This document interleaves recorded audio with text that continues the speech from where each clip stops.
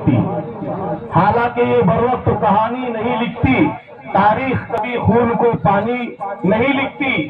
میں اس لیے زندہ ہوں کہ میں بول رہا ہوں، میں اس لیے زندہ ہوں کہ میں بول رہا ہوں۔ دنیا کسی گونگے کی کہانی نہیں لکھتی۔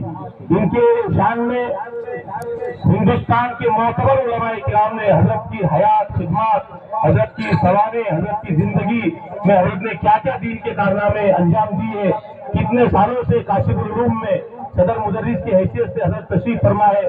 میں حضرت کا تہہ دل سے شکریہ ادا کرتا ہوں اہلیان بھوکردن کی طرف سے، علماء حفاظ بھوکردن کی طرف سے، اور میں حضرت کو دعوت دیتا ہوں کہ حضرت آئے اور سامعین کو اپنے قیمتی ملفوظات سے مستفید فرمائے۔